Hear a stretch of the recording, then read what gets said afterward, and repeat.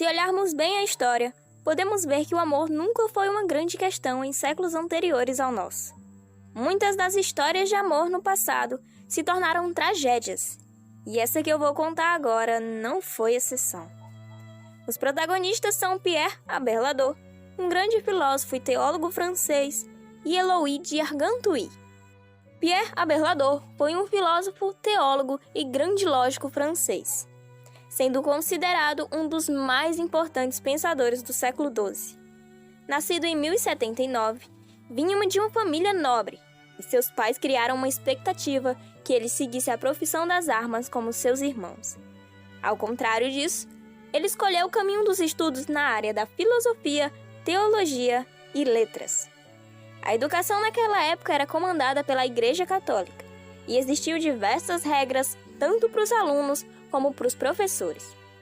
Uma delas deixava claro que um filósofo deveria manter o celibato, e os professores jamais poderiam se envolver com seus alunos. O descumprimento das regras era considerado crime, e as punições eram severas nessas condições.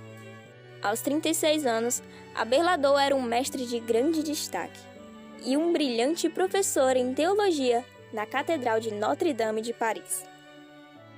Do outro lado da história, em 1100, nascia Héloïse de Argenteuil. Era uma jovem brilhantemente estudiosa e que sabia diversos idiomas, como latim, grego e hebraico. Ela tinha uma reputação de inteligência e perspicácia, e uma escrita de se invejar. As poucas cartas restantes encontradas escritas por ela constituem no conjunto fundador da literatura francesa. Muito nova, Héloïse já era famosa pela sua inteligência e chamava a atenção. Mas a sua vida romântica a transformou numa figura mítica da paixão. Aos 17 anos, sua educação foi confiada ao seu tio, Fulbert.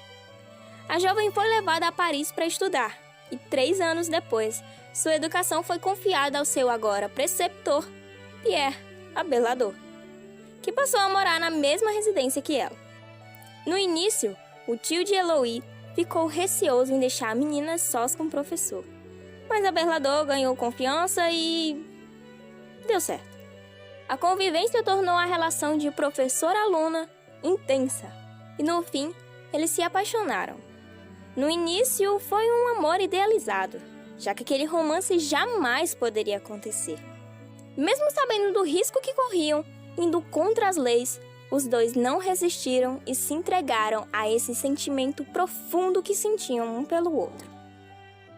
Um jogo de sedução intensa que foi narrado pelo próprio Aberladot em uma autobiografia publicada em 1132. O casal iniciou uma grande relação amorosa que meses mais tarde resultou na gravidez de Héloïse.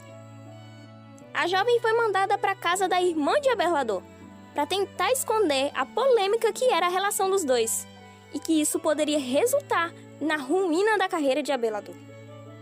E lá, ela deu à luz a Astrolábio. Não, esse não! Astrolábio era o nome do filho deles.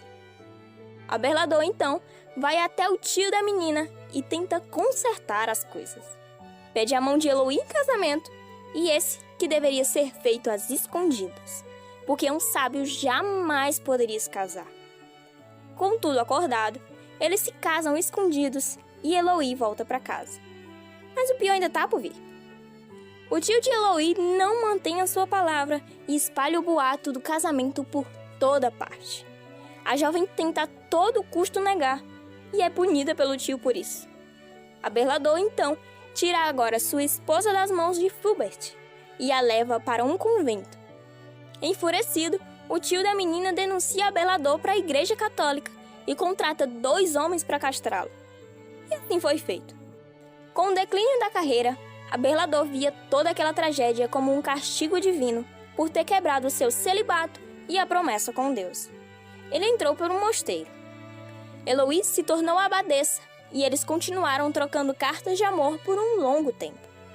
A prefeitura de Paris mantém juntos no cemitério de Père-Lachaise os restos mortais do casal, como uma união póstuma daquele romance proibido.